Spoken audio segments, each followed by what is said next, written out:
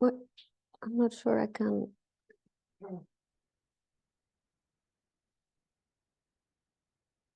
Maybe I will just leave it here. Is that okay? Yeah, sorry. Yeah, I'll try not to move too much. So as I said before, I don't know if you know this group of fungi. We work with mycorrhizal fungi. These are fungi that live in symbiosis with the roots of plants. It's an ancient plant-fungal symbiosis where the fungi explore the soil, taking nutrients and water in exchange for carbon from the photosynthesis and some fatty acids. They exist in a wide variety of ecosystems, from desert to tropical forests, arable lands, and they involve most plants, 90% of the plants we know, and a diverse minority of fungi. And when I say a minority, they are in fact between 40 to 50,000 different species of fungi that form this symbiosis. But this is a tiny proportion of the number of fungi that we think exist in ecosystems, because the estimates are 2.5 million. So it's a tiny proportion that colonize roots of the vast majority of plants. Depending on the group of plants and fungi that form this symbiosis, well, they form different types of mycorrhizas. The word mycorrhiza comes from the Greek mykes, that means fungus, and rhiza, that means root. So they are fungus roots. And depending on the groups of fungi and plants that they form them and the extent of colonization of the root cells by the fungal filaments, they can form two different types of mycorrhizas. When the fungal filaments get inside the root cells, they are endomycorrhizas, and there are two main types that I'm going to talk about today: arbuscular mycorrhizas and ericoid mycorrhizas. When the plants don't have roots, like bryophytes, they have rootlets, they are called mycorrhizal-like symbiosis. When the fungal filaments cover the fine roots and they don't penetrate the root cells, then they are called ectomycorrhizals, outside fungus roots. And these different types of mycorrhizas, they coexist in different ecosystems, but they also, in different ecosystems, there can be one type that dominate. And that is the case, for instance, in grasslands, fruit trees, moss crops, and tropical forests. The dominant type are these arbuscular mycorrhizas. Can you see the, yes.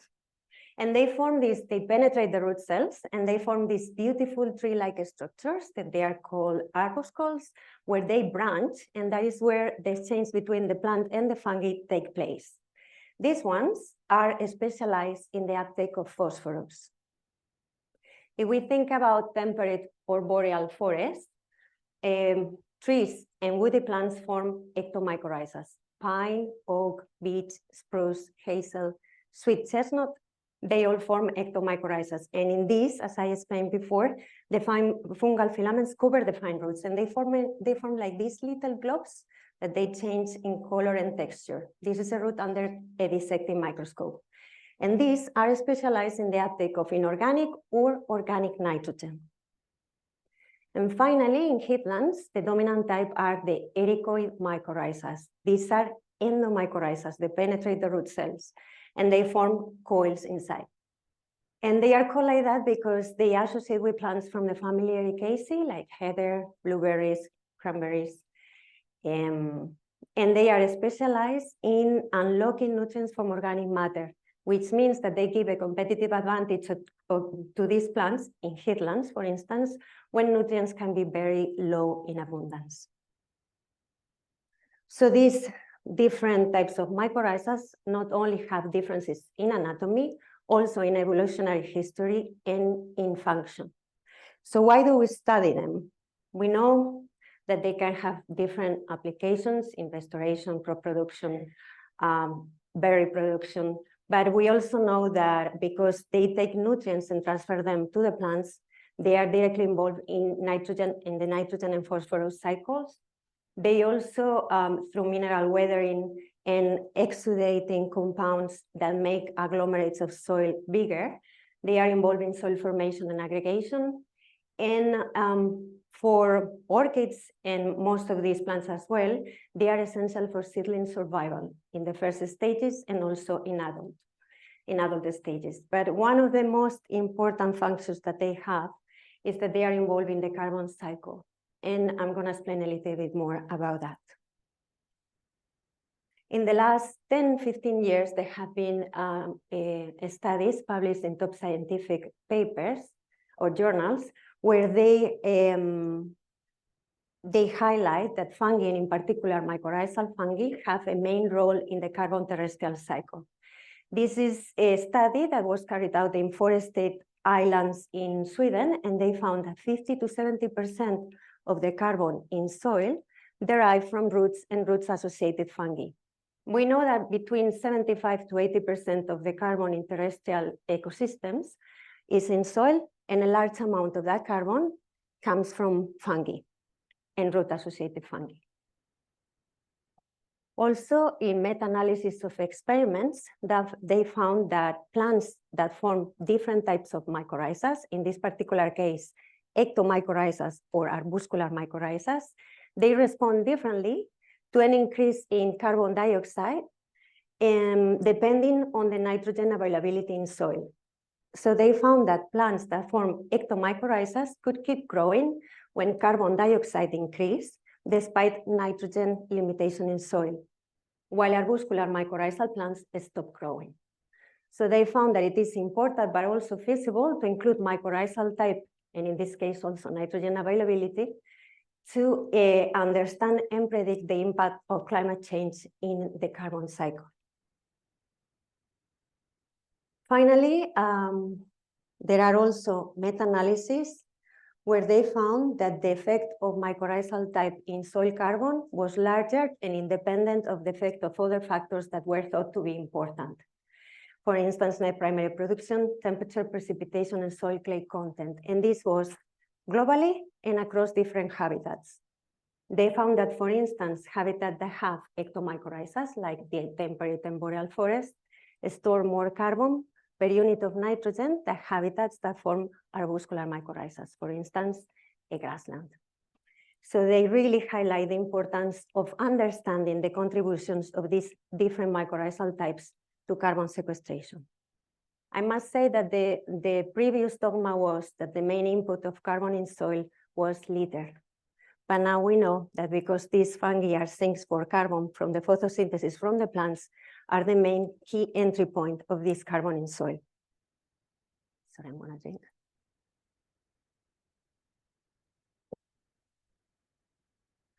There is also important to take into account that a shift in mycorrhizal communities can influence carbon in soil, because we tend to think about carbon above ground. So tree planting is one of the strategies to combat climate change through carbon sequestration.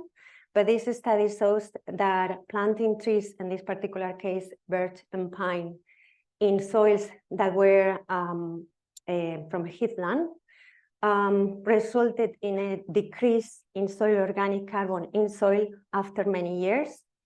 And this is hypothesized to be due to the change in mycorrhizal communities, because heathlands have ericoid mycorrhizal fungi, and when trees were planted, these harbor ectomycorrhizas, and it resulted in a loss of soil organic carbon and higher respiration. So even if these systems were storing more carbon above ground, below ground, they were losing carbon. So it is always important to think about these shifts in mycorrhizal types. Finally, this is also a meta-analysis based on experiments in the field and in the lab, where they found that a large amount of carbon from the photosynthesis from terrestrial plants is at least temporarily allocated to the underground mycelium, and this equates to approximately 36% of the current annual carbon dioxide emissions from fossil fuels. So as I said, these fungi are an entry point for carbon into the soil, and they are a huge pool. But they also show that these different mycorrhizal types contribute differently to that carbon pool in soil. And for instance, while arbuscular mycorrhizal plants have a higher biomass and vegetation cover, ectomycorrhizal plants contribute more to that carbon pool in soil.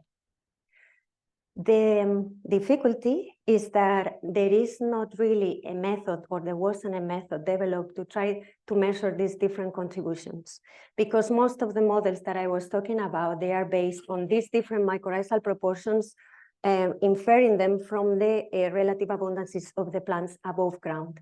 but no one has really come below ground and look at those roots. And this is what we have been doing in the last years. So can we develop a method? We have done this mostly in forests. This is where most of my career I've been working.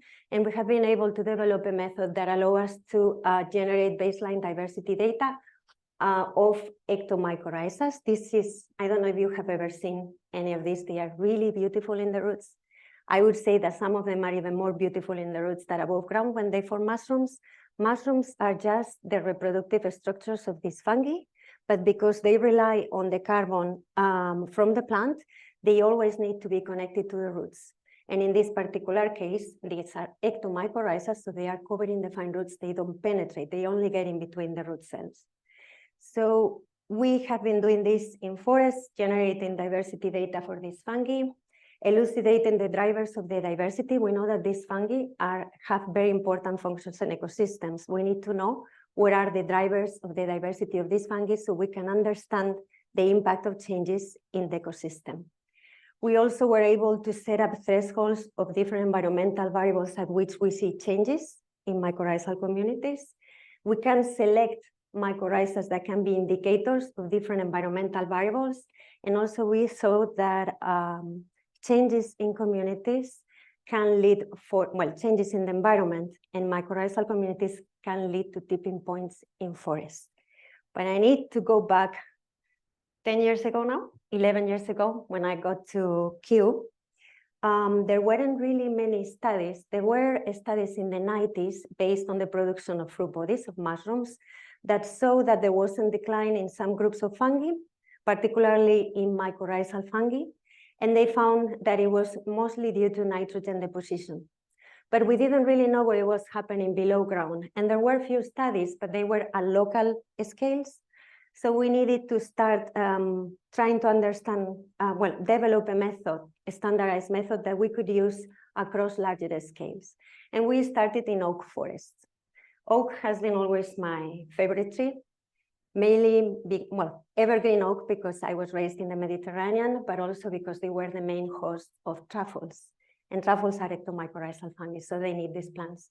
I was a little bit scared about sampling in temperate forests because I thought that the roots could go deeper. But in fact, next time you go to an oak forest, if you remove a little bit the litter, you might see some roots in between. You just have to dig a little bit. And if you pull them out, you will see that they are covered by mycelium. Sometimes the easiest way to see them is to see this white, but you can find many different colors. And you will see that they are 90% or more of the root tips of oaks are colonized by these fungi. So going back to this, we selected sites from a network of monitor sites because the idea was that we could have long-term environmental data, soil and air pollution data, tree growth from these forests that we could link to the communities that we were looking in the roots.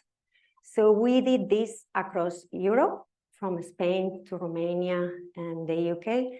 And we tried to cover a large gradient of different environmental variables because we wanted to understand the main drivers of the diversity of fungi associated to the roots of oaks. So we did this in Quercus petraea and Quercus robur. I did this with Martin Vidartondo. He's a professor at Imperial College who hosted me in my first postdoc here. And we traveled across 9 different countries, 22 oak forests. These are bigger ones, but our sites are 50 per 50 meters. It's a quarter of an hectare. We collected over 2,000 soil cores, more than 6,300 mycorrhizas. So you can imagine the 2 years that I spent collecting many samples. And we were able to use 18 environmental variables to link to the communities.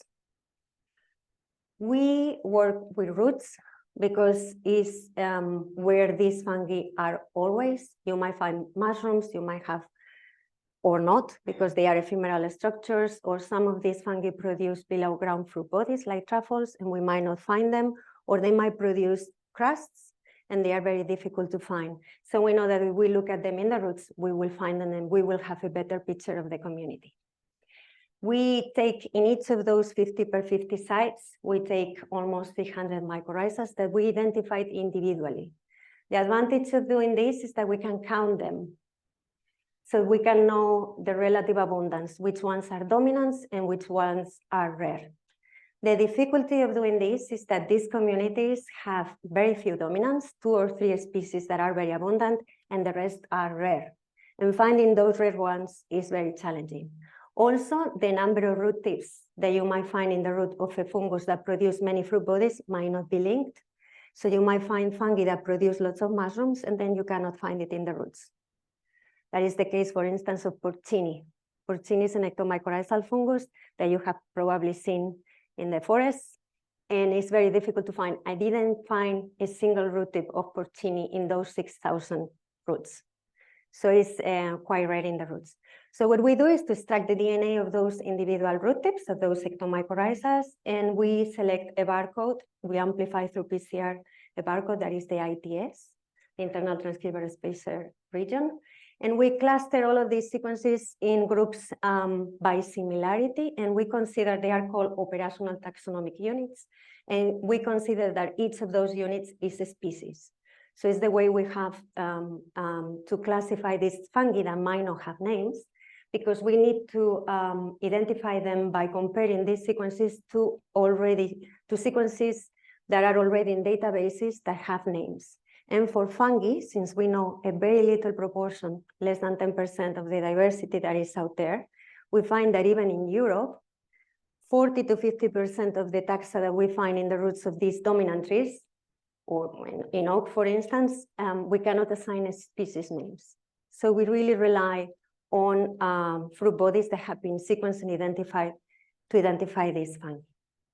We then assign names to these different ectomycorrhizas, but we also record functional traits.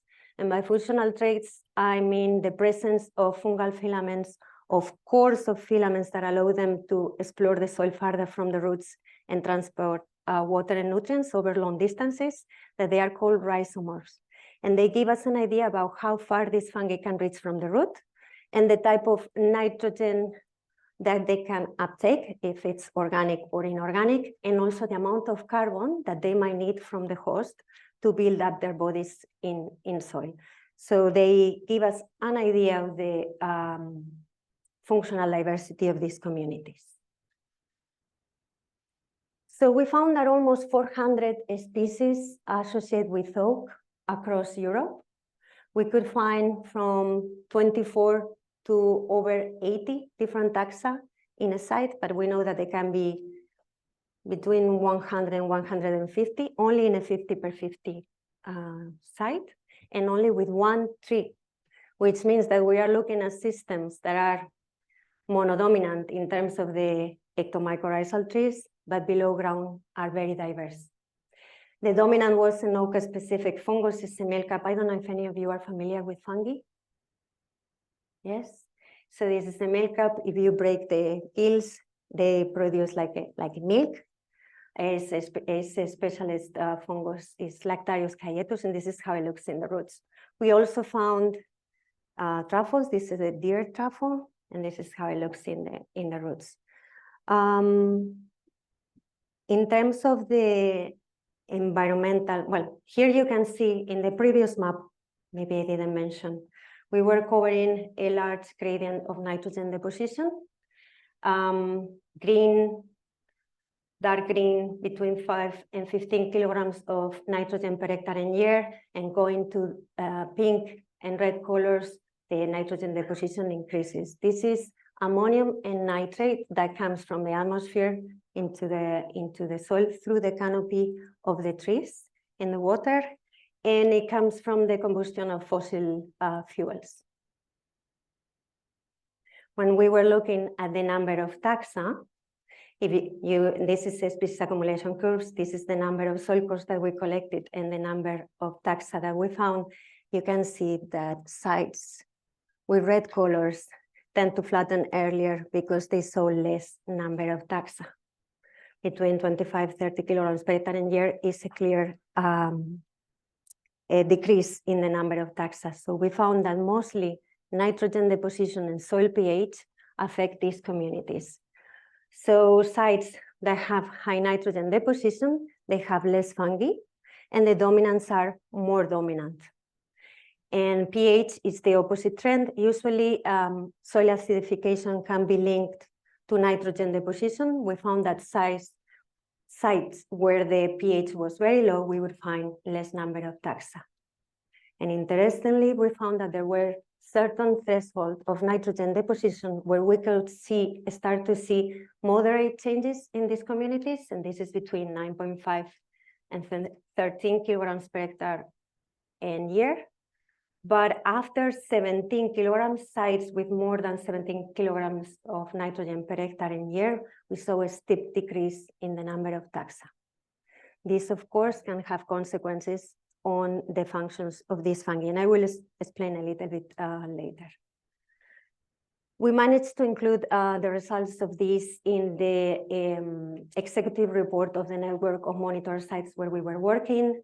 The list of fungi that we found that increase or decrease with nitrogen deposition have been used to assess recovery of fruit bodies after stopping or decreasing the emissions in the Netherlands. And we were also included in this booklet in Plant Life, where they were assessing the impact of nitrogen in different groups of organisms, and they highlighted the impact that nitrogen has in this important group of fungi. But what about in other forests? These were just oak. What about in conifer forests?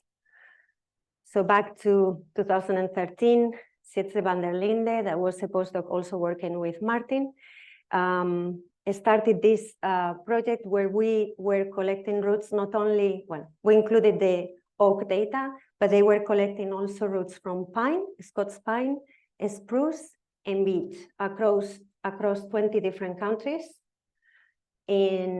from Spain, Sweden, but covering a wider gradient of environmental variables.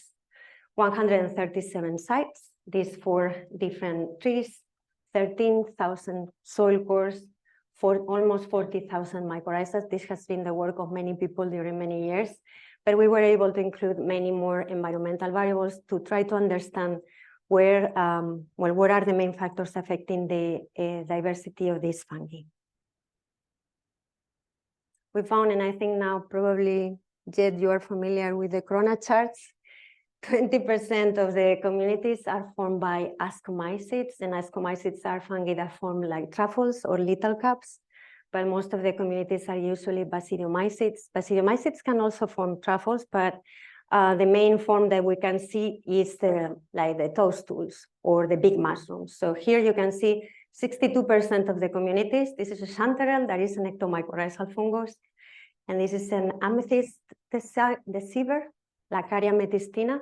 So 62% produce this type of fruit bodies, but 21% produce crusts, 11% produce truffles, and some of them, they don't even produce fruit bodies. This is, again, highlighting the importance. Almost 40% of the diversity of the fungi that we find in roots, it would be very difficult to find it as mushrooms or fruit bodies.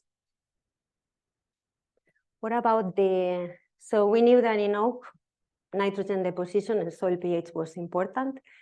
Nitrogen was affecting negatively the diversity of these fungi. This is an ordination, and each of these points is the community composition of each forest site. In yellow is spruce, in green is pine, in red is beech, and in blue is oak. I usually ask, I don't know if you know, I don't know what time is it, but it's almost time to go home. But I usually ask if you can see here a pattern. Icons that are closer together are more similar, the communities are more similar, and the ones that are far apart are more dissimilar. And probably, I don't need to ask, but probably you can see already the yellow and green are closer to each other, and red and blue as well, and these two groups are more separated. So this is a clear effect of host. Conifer communities are more similar between hosts and more dissimilar to broadleaf communities. So host, and not only host identity, also crown condition and defoliation were very important to assess differences in community composition. But we also found that there are other factors that affect the diversity of these fungi, and among them, again, nitrogen deposition. Nitrogen across hosts and across forests affect these fungi. They were also pH, mean annual temperature, foliar, nitrogen to phosphorus ratio, potassium through deposition were the key variables affecting these fungi. And what we found that was quite interesting is that these fungi, I told you before that we record functional traits, and the traits that we record is the type of how far they get from the root, if they can form hyphae or cords, and also if they can uptake different forms of nitrogen. And we find that fungi are able to produce more hyphae or less hyphae, or more rhizomers or less rhizomers, depending on the environment. They try to adapt. And this was supposed to be fixed within a species. We have observed this only over a space. We haven't seen this across time or over time, but we have seen that these fungi try to adapt to the environment by producing more hyphae or producing more or less rhizomers. And this is important because we have seen that fungi showing different functional traits respond differently to nitrogen deposition. And in here, this is the result of a threshold indicator species analysis. On the left, these are photos of the roots of ectomycorrhizas of fungi that decrease along the nitrogen deposition gradient. And on the right, you can see the fungi that tend to increase. The little symbols mean the little pine is that they associate with conifers, the little tree with broadleaf species, and if they have both, they are generalists. And here I think you can also see that the ones that decrease look different than the ones that increase. Can you see that? They form more hyphae, they have more rhizomers, they have different enzymatic capabilities, and they also require less carbon from, well, more carbon from the host, which means that these fungi that decrease are the ones that are more efficient at pumping carbon into the soil, and this can have consequences. And we know that the systems, well, also we found that fungi that associate with conifers are the more sensitive to nitrogen, while fungi that associate with broadleaf or they are generalists, they tend to increase. And we know that the system moves this way. So communities that look like this, diverse, different traits, fungi that form lots of these cords of rhizomers and lots of hyphae, and they move to something like this. Less fungi, less traits, and the fungi that are dominant, they become more dominant. But what are the consequences?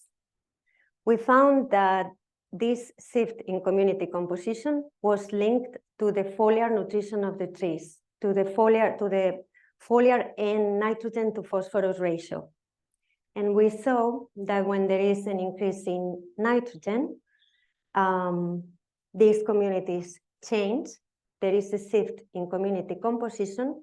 And when communities change, we find that the trees show nutritionally imbalances. And this is what we think is a tipping point in forest. A tipping point is an abrupt change in ecosystem state that is driven by an external factor, in this case, nitrogen deposition, and is driven by positive feedback loops. And this is because when in the system there is low nitrogen in a forest, the fungi that are more abundant are the fungi that form more filaments in the soil, and they retain nitrogen in their mycelium. So they maintain, it's like a nitrogen trap. There is almost a deficiency in nitrogen. When we add nitrogen into the system, at the beginning it's like a fertilizer. So the trees and the fungi grow. But at some point, nitrogen affects negatively the fungi that forms these many filaments. And when these fungi decrease, the nitrogen that they were trapping in their mycelium gets released. So it means that there is an increase in nitrogen that affects negatively these fungi. And when nitrogen is very high, phosphorus become limiting. So then trees show mineral imbalances and they allocate less carbon into the roots. So these fungi that need big bodies to pump carbon into the soil, they decrease or disappear.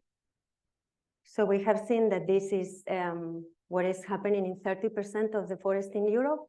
Nitrogen deposition is affecting these fungi, and changes in these fungi is affecting the mineral nutrition of the trees.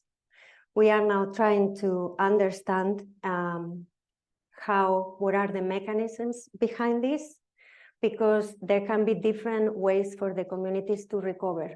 We might find that after a decrease in this nitrogen addition, all the community, all the species can recover, or we might find that there are lag responses influenced by phenotypic plasticity, and that it will be ecological hysteresis, or there might not be a way back, and the system might collapse. So in our research, we are trying to get funding to test these tipping points experimentally and understand if there is recovery after crossing a tipping point. What's next? What are we doing now? Since 2021, Guillaume, and some of you, I don't know if you know him, he was part of your group at some point. So he's a postdoc in our group, and he has been working with the same data set, trying to understand if these fungi follow ecoregion boundaries, because there were this study where they were using fruit body data from GBIF, and they found that many organisms their distributions are delimited by ecoregions, but with fungi they didn't find a signal. So we thought that we could use our data set to try to find some patterns, and he has found that despite different groups having different distributions, most of them follow ecoregions.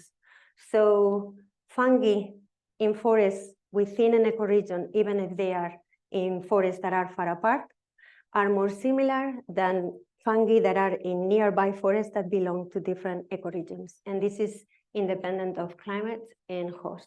Hopefully he will publish the results and you will be able to see a little bit more. Also, all of these things that we have been studying, we have done it across a space.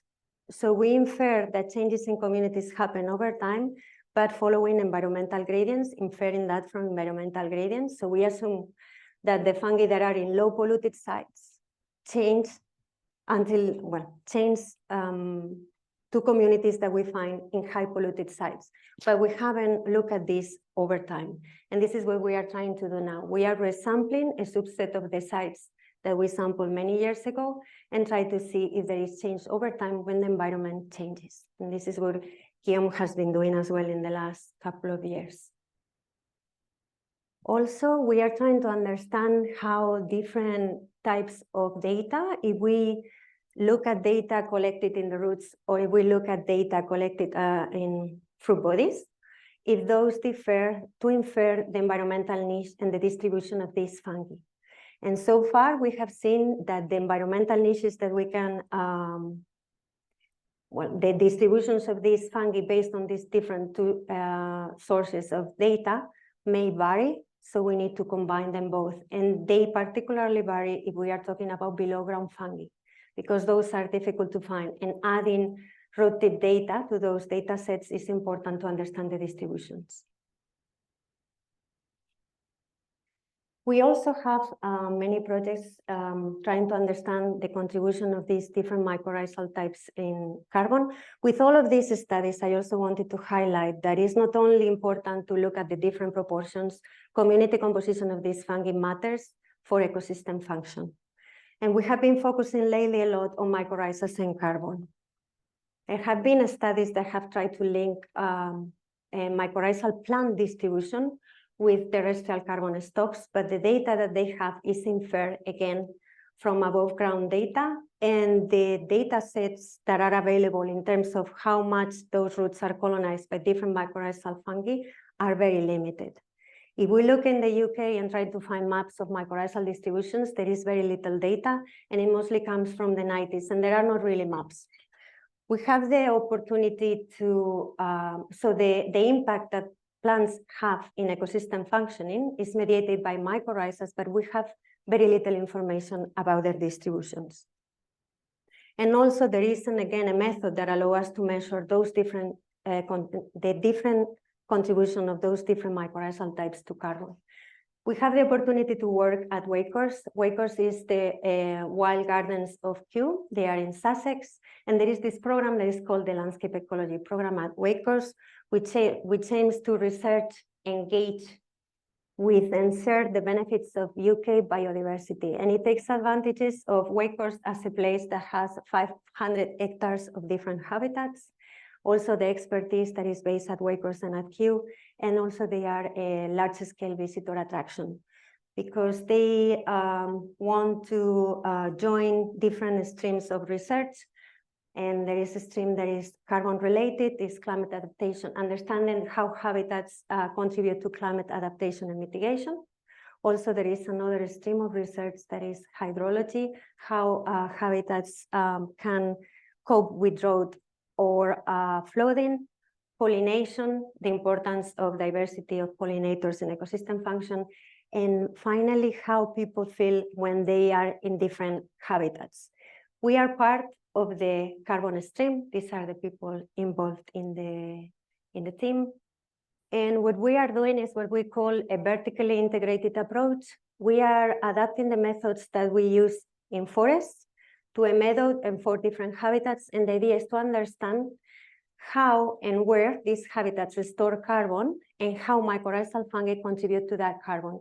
But we are not only looking below ground, there is an integrated vertical approach where there is a team measuring through LiDAR and other remote sensing technologies above ground carbon. There is another team that measures the exchange of gases between below ground and above ground. And finally, us that look at roots in the soil. And we measure soil carbon and nutrient and also biological data that I will show you later. The idea is to integrate all the data in a model to understand how these habitats store carbon and how changes in these mycorrhizal types and mycorrhizal diversity affect that carbon, not only below ground, but also above ground.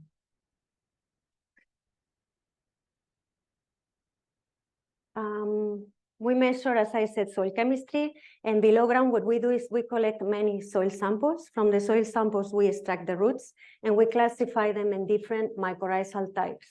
We also assess root colonization. Here you can see, to see these fungi inside the roots, we need to remove all the color, all the tannins, and we stain the fungal hyphae inside the root cells.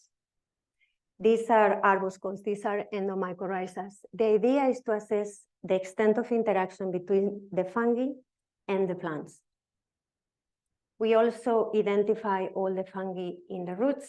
We are using different methods for that. We quantify the DNA of fungi in the soil.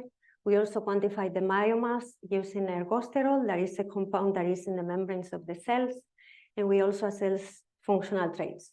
The idea is to have different approaches to measure or to get metrics regarding mycorrhizal fungi that give us information about how to link this to carbon. This is only in a subset of sites at Wakehurst, but we had the opportunity to be part of this large, you cannot read, I'm sorry. Large program is the Natural Capital and Ecosystem Assessment Program.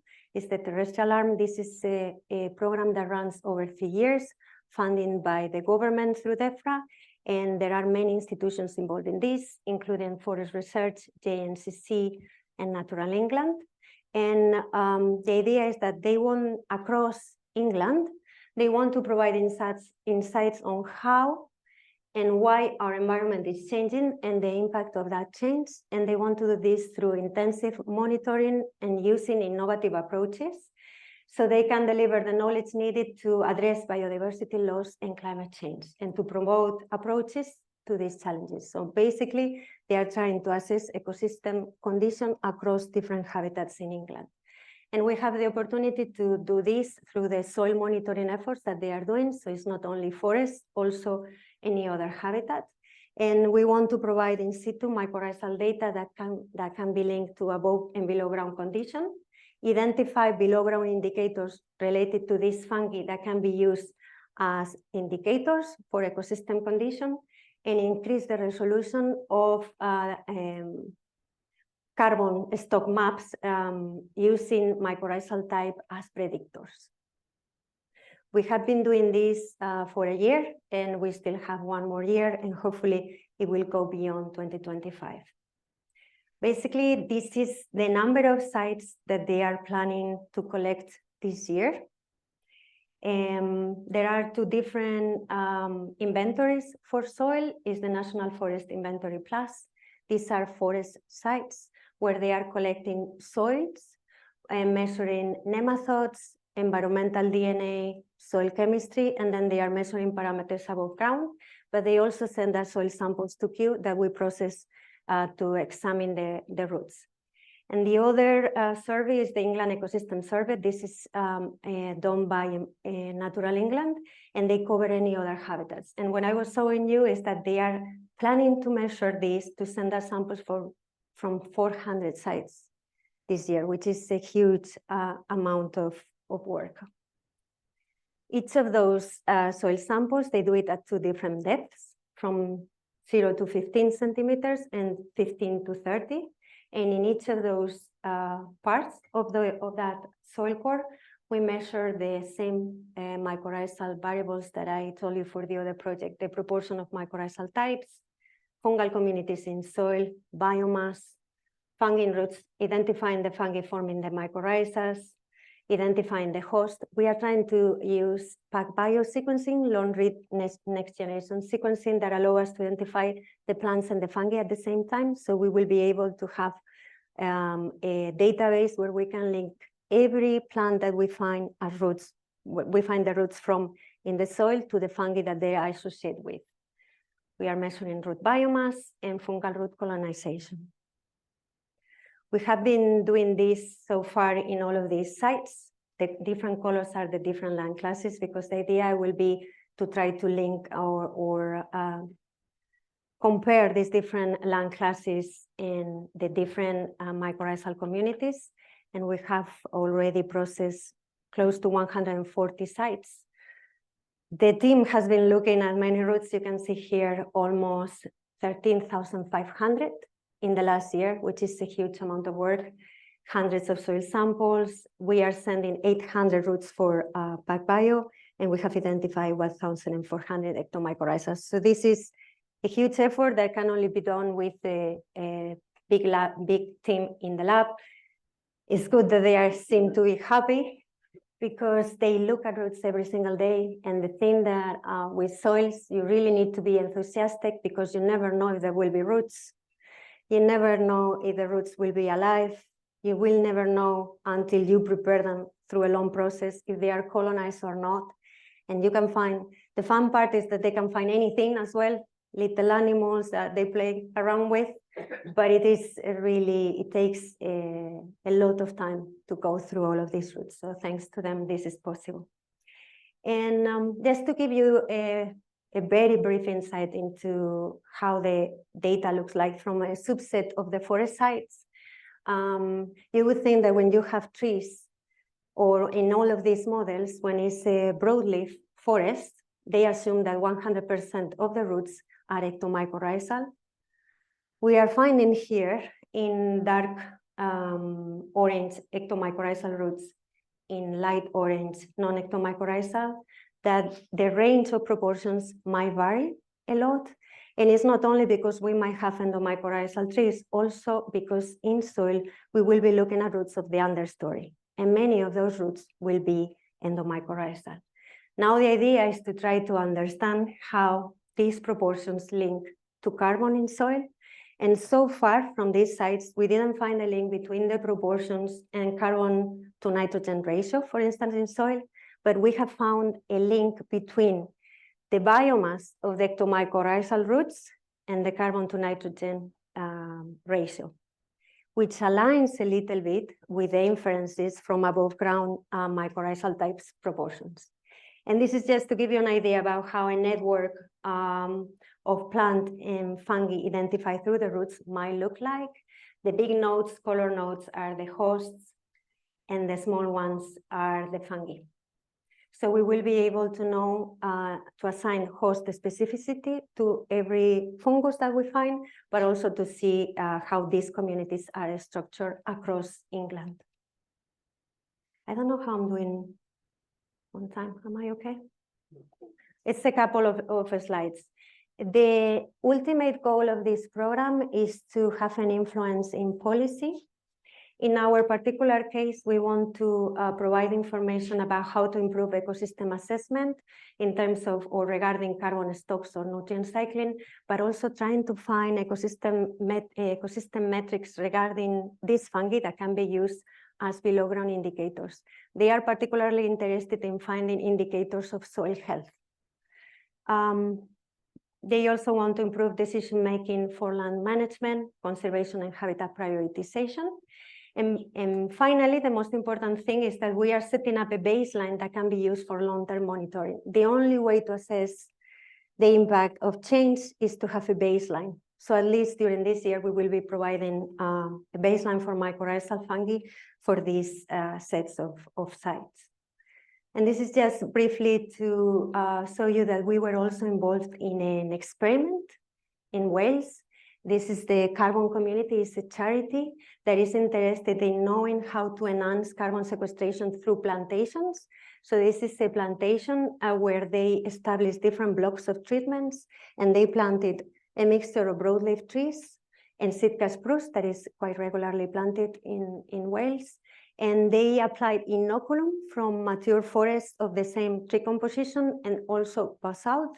And they are trying to see how these different treatments and the combination of those treatments affect tree growth and carbon sequestration. And we are collecting data below ground in the roots to try to understand if, for instance, inoculation of the trees with soil from mature woodlands works. And this is my almost last slide. I see that I have another one. So the idea, the next steps is to test for forest tipping points experimentally. We are planning to do experiments where we add different nitrogen and phosphorus to try to see if we can move communities to cross tipping points and we can recover them. We have this project with JNCC where we are trying to explore the value of mycorrhizal fungi as indicators of recovery after air pollution in heathlands. And we are also working in woodland carbon code sites and in plantations and natural regeneration woodlands to see differences in their mycorrhizal communities and how they contribute to carbon sequestration. So I have many questions. Some of them are, can communities recover after crossing the tipping point? We still don't know. How long does it take to cross these tipping points? Because the tipping points that we know from literature are above ground and you can see how change happens, but soil is a big black box. We never know how long it takes or when it happens. Can we measure, predict, and manage the contribution of these different mycorrhizal types? Can we really do that? And can we do it across habitats and at different scales? And ideally, can we optimize below ground management for decarbonization? So these are my questions. I wonder if you have some for me. Thank you. That is the team at Kew.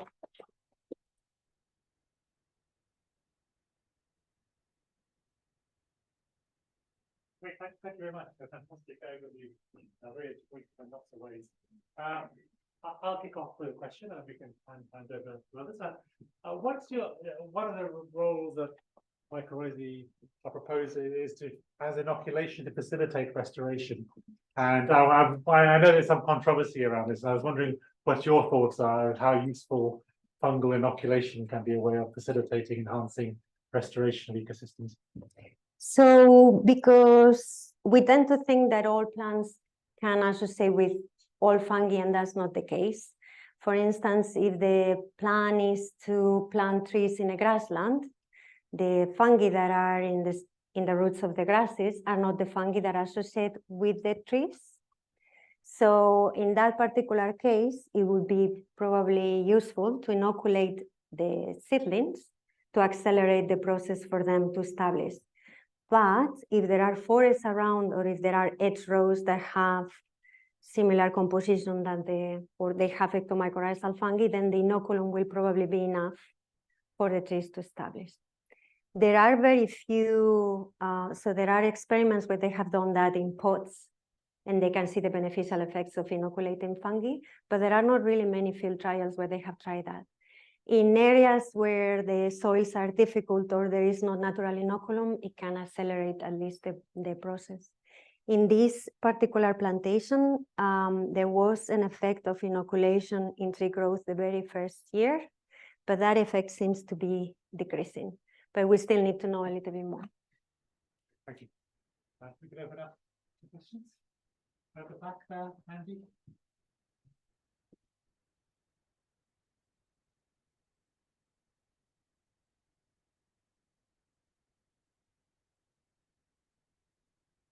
Thank you very much for a great talk. That's really interesting results on the negative effects of nitrogen. Obviously said a little bit more about that, but I just wondered if you could say more about the mechanisms of results. Do you think what's happening is that the tree saying, I'm trying to see you get nitrogen now, I don't need you anymore, it's kicking the mycorrhiza out, or something else? Or? I think there is a direct effect of nitrogen in the fungi, that because nitrogen can be toxic. But there is also an effect of less carbon allocation to the roots when the nutrients are directly available for the trees. So there is both ways, because this fungi, what happens is that because they rely on carbon from the plant, and some of these fungi need a lot of carbon to build up those bodies. If nutrients are already available for the plant, the carbon cost for the plant is not efficient. So we even think that some of these fungi might be almost be parasitic. They might not even be doing much, or they might have other functions like gathering phosphorus. Because when there is a lot of nitrogen and CO2 is increasing, trees tend to grow, but at some point they need also more phosphorus, and phosphorus become limiting. So associating with fungi that are able to explore the soil for phosphorus might be an option. Waiting for the microphone. Thanks very much. I really enjoyed it. Is it working? Okay. Yes.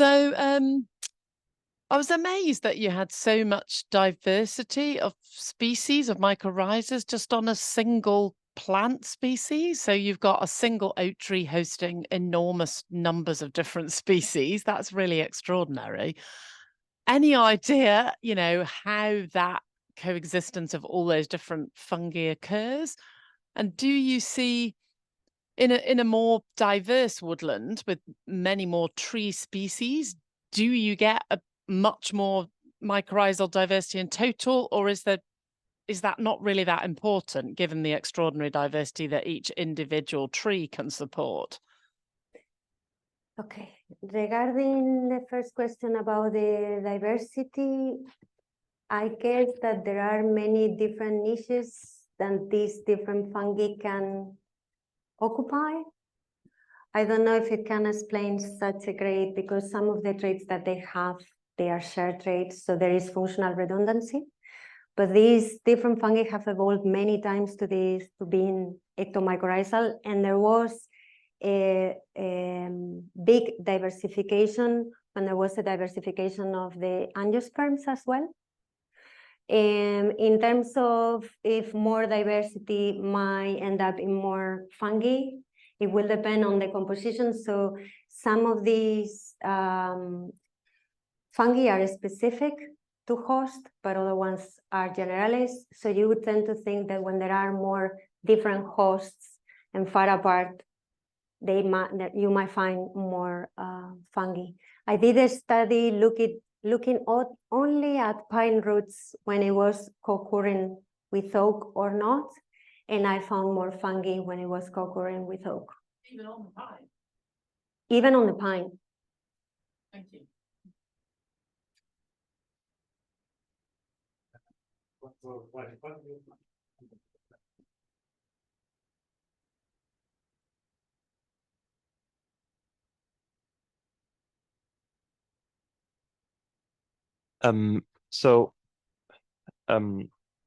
Obviously, I guess one of the big sort of reasons why mycorrhizal fungi have gained more attention recently is because of the fact that sometimes they seem to allow trees to connect with one another.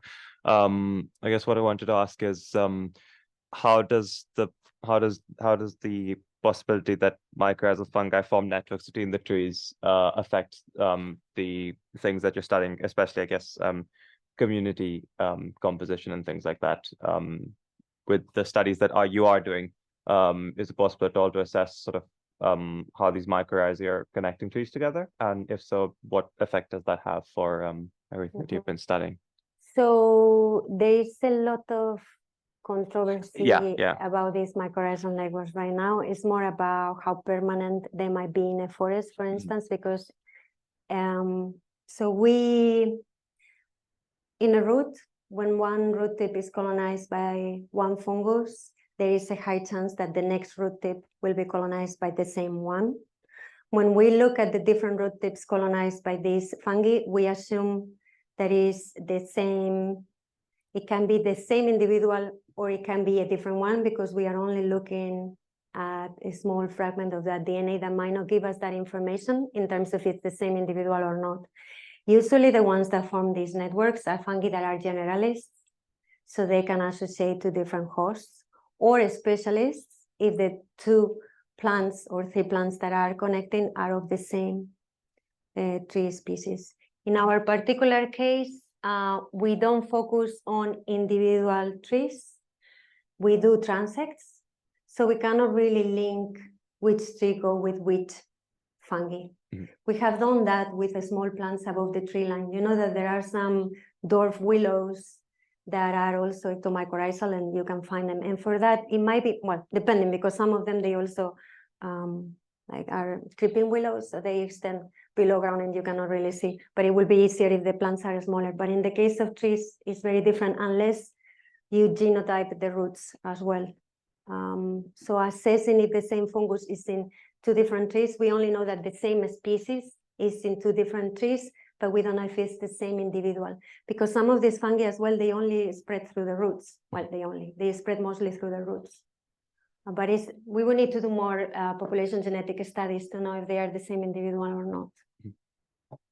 I don't know if I responded to your question.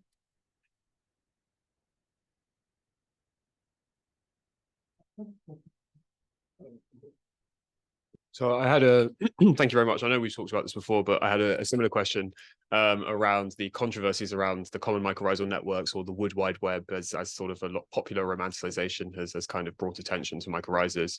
And I was wondering if you could maybe comment a little bit on the benefits that this popularization has brought to the mycorrhizal ecology community, and some of the drawbacks that some of this attention has also kind of brought to.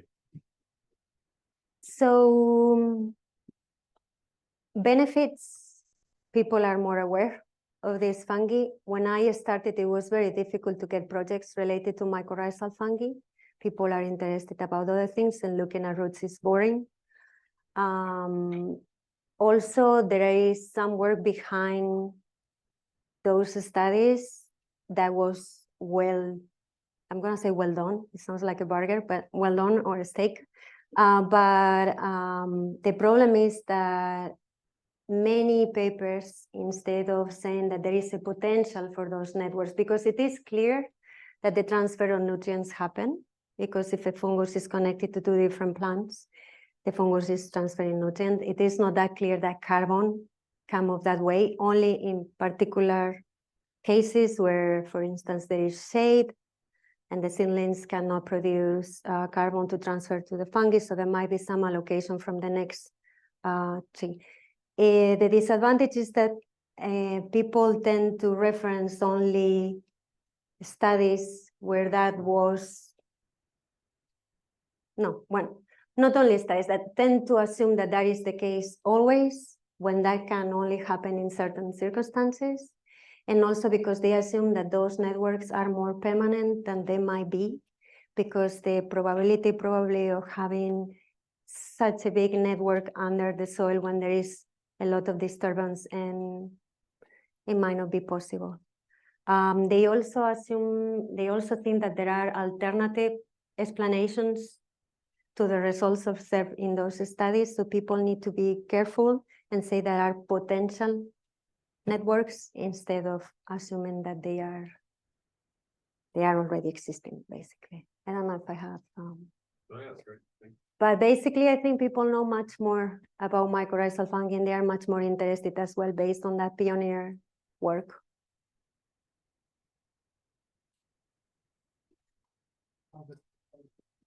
I guess that is not generalizing more than anything else. Not going to trust that this thing works.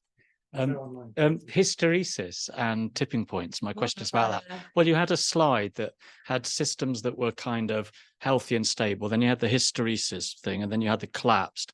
Now, I think of hysteresis as a system that's kind of stuck a bit because of its past it's very memory dependent.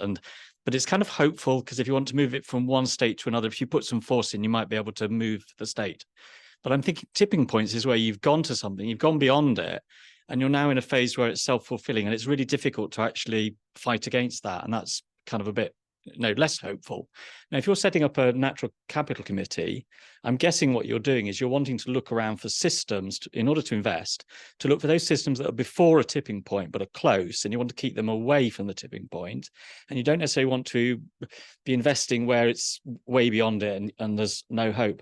So can you give us some insight on what you mean by these terms? And if you do want to sort of have a model to invest in nature, how you would, whether this is ever going to be good enough to do that, basically. Well, this is based on space, not time. So this is a hypothetical tipping point that we think is happening because we generated a large amount of data. So the idea is that you're right, hysteresis is when the system goes through a different state on the way back, right? And sometimes you have to push the conditions that led to a tipping point farther back on the gradient. So it doesn't mean that the system is gonna recover exactly in the same point where it changed. That's my understanding. We think that these fungi, because they are able to adapt, phenotypic plasticity has a role in that recovery, and might push the threshold at which change or recovery happens earlier, but it can also push the threshold at which changes happen farther. In terms of where to invest, we also think that if we could predict when that tipping point as well is not only just one point, it's like a domain. And we predict that that tipping point happens at a certain place in the gradient, but we haven't tested it experimentally. Where we think is that when you are close, when you have just crossed the tipping point, there might be more hope for recovery. But if you are beyond the tipping point, recovery might not be possible. So the experiments that we were trying to do was to push systems, so find sites, and I'm not sure if I'm responding again, but what we were trying to do is that find sites that are before the tipping point, in that domain, and then after the tipping point, add nitrogen to push them towards crossing the tipping point, and add phosphorus to alleviate phosphorus limitation to try to push them back and see where those changes happen. But I guess that you have more probability to recover a system when you are closer to the tipping point. Thank you. There's a couple of questions online that I'll convey to you as well. There's one that I'll combine two people. So Britt Pugh asks, the insights that you've had on soil carbon storage in European tree species, how might these apply to tropical tree fungi associations and soil carbon? And Walter Horaka, one of our former lab members, asks a little bit about how the same methods can be applied to arbuscular mycorrhizae, and is your project interested in expanding to tropical ecosystems as well? We are expanding, right? So soils in tropical ecosystems I don't have experience with soils in tropical ecosystems looking at carbon. They are differently structured, and the organic layers are, I think they are thinner. And the nutrient that become limiting is phosphorus. So I think the dynamics are slightly different, but in these studies that I was showing, they also sample tropical forests. Tropical forests are usually, there are some exceptions with Dipterocarpaceae, but are arbuscular mycorrhizal, which means that the dynamics are slightly different than the ectomycorrhizal. And in fact, their nitrogen deposition, arbuscular mycorrhizal plants might have an advantage against ectomycorrhizal plants. And we have seen, or researchers have seen that in North America. But I don't have a lot of experience on tropical systems, but we are moving forward to do that. We might have a grant coming, looking at soils, and I also have a project in Madagascar, and we have worked a little bit in the Valdivian forest in Argentina. Right. Okay. Yes. Okay. There's But one. there is still lots to do in temperate ones. Yes, yes. And tropical systems are often quite abundant in nitrogen supply. So you can see the advantages that you talked about there, the vascular systems seem to have an advantage there. And there's a second question by Will Brown. It's a bit long, I'll try and paraphrase it. Do you know what is happening to the below ground carbon cycling of a mature tree that is starting to slow growth? It's still a similar photosynthesizing surface area to produce sugars, yet less resource requirements as it slows growth. Current carbon models that look above ground predict carbon sequestration slows, but could there be a role for below ground carbon cycling? Yeah, because so the trees are still photosynthesizing a lot, but they're not growing so much above ground. Is it because something is shifting below ground? There are cases when I'm not an expert on this, but there are cases, I talk about the nitrogen trap. So there are cases where these fungi, when nutrients are low and these fungi retain nitrogen in their mycelium, they also maintain the system almost in a stress. So they might restrict growth of the trees. Right. It's called the nitrogen trap. And well, this gets released when there is a nitrogen addition in the system. That could be an explanation. I also know that some ascomycetes, like truffles are little beasts. They are very competitive and they live in very tough environments. And they also tend to maintain sometimes the plant in a certain level of stress where they still get carbon, but they don't really make these trees grow. So there might be, in some cases, where these become less beneficial for the tree that in a mutualism should happen. Okay, great. Okay. No more questions anymore? Oh, yeah.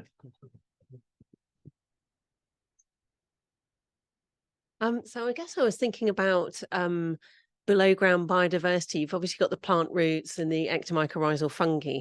And I was just wondering if you or anyone else is, I don't know if there are any other big players that are part of it, you know, the bacteria. Saprotrophs, other fungi. Yeah. Yes, What other dynamics are going on? They are not the only ones, but they are very important and they have been overlooked for a very long time.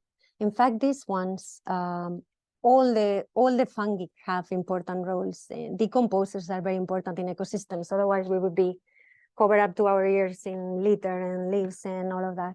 But there should be some sort of balance between abundances of these different fungi. Also, decomposers tend to release carbon dioxide into the atmosphere, and some of these ectomycorrhizal fungi are able to compete with them and slow down decomposition. But bacteria and many other organisms and other fungi are important. It's not just these fungi, but these are the ones that are the link between the carbon from the plant to the soil and the ones through which the nutrients pass to the plant. So in our group, we are focusing on this one. Can I ask what you do with all the truffles you find? You know, when I was doing, You don't. when I was doing my PhD, the problem is that, I have been always working with roots. So I didn't get to collect truffles, but I was attending many conferences where we would eat them, many. In fact, maybe I shouldn't say this because this will be in YouTube. I sent a couple of truffles to my mom. She didn't really know. Many people tend to think that truffles are like the chocolate truffles. So I sent them two very expensive ones because the kilo is very expensive. And she called me back and she told me, Laura, these are worse than potatoes. And I said, but Mom, why do you say that? Well, I just cooked them with beans and chorizo and they didn't taste that much. So because, you know, you need to put them with things that don't. So I didn't get to eat many. But at that time, what we were trying to assess was why there were plantations that produced truffles and plantations that didn't, and why different trees also have different production. And at that time, we thought that it was related to the amount of mycelium in the soil. Now we know that it's not just biomass of mycelium, it's mating types that need to need to reproduce, basically. Great. I think we can end on that question. And thank you once again, Laura, for fascinating education there and the insight into the world of mycorrhizal. Mycorrhizal fungi. And feel free to join us for a drink around the corner as well. So, thank you. Thank you.